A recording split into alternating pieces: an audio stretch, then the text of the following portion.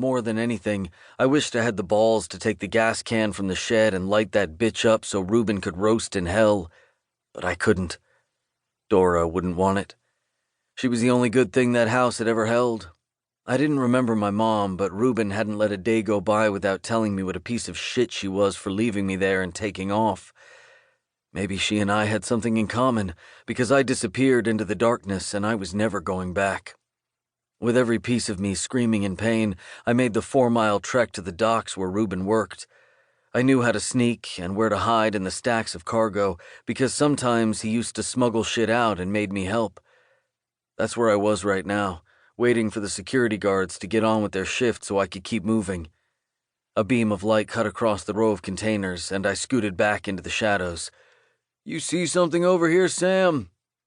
I didn't know the guy who spoke, but then again, it wasn't like Reuben had many friends who came over. He drank by himself. "Nah, man, but I just saw a rat the size of my schnauzer. I swear those fuckers are eating each other to survive now." "Fucking nasty." Gravel crunched as they walked away, and I prayed they kept going so I didn't have to run. I wasn't sure if my body could take it.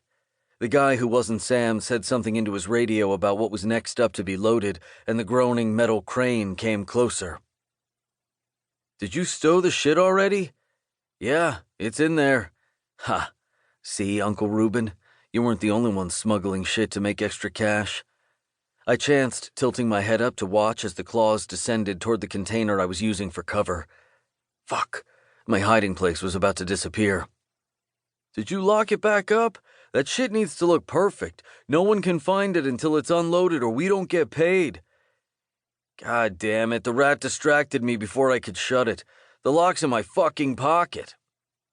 Shit, you've got to be kidding me. Their footsteps changed direction and the sound of crunching gravel grew louder as they moved my way. I slunk back and spotted an unlocked door they must have been heading toward. I had 15 seconds, maybe 10, to make a decision.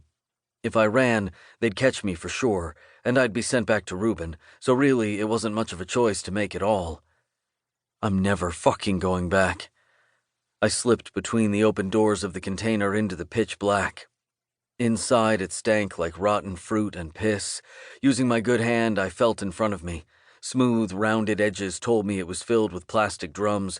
With my shoulder screaming in pain, I jammed myself between 2 rows a second before the door slammed shut, cutting off any trace of light. Metal scraped on metal as he locked it up, and a breath later, the container rocked as the crane latched on. As soon as it lifted off the ground, my stomach roiled again. I'm gonna die. The container swung in the air, and all I could picture was the crane letting go and it tumbling to the ground. I'm gonna fucking die. But I didn't. A few minutes later, I was no longer swinging. Metal scraped, and the container groaned as it came to a halt. On a ship, bound for who the fuck knows where. I wasn't planning to stow away like this when I slipped through the fence. The candy bars and water I shoved in my bag wouldn't last me more than a week, and God only knew where the hell this thing was going or how long it would take to get there. Which meant I might have been right. I was gonna die. I curled my good arm around my backpack, telling myself this was better than letting Reuben beat me to death. Alone in the darkness, I lost track of time. The smell of my own shit added to the stench inside the container made me too nauseated to eat.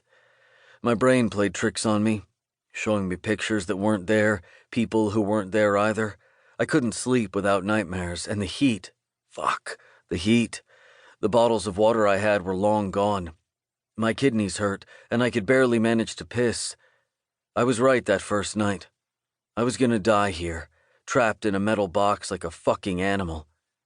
I should have stayed, should have fought back. Even prison would have been better than this.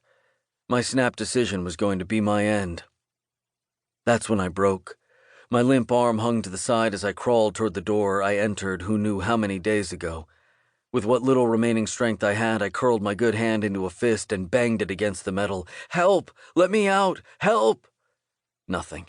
I pounded until my hand went numb and my voice faded away. I passed out, hoping God wouldn't torture me by letting me wake up again.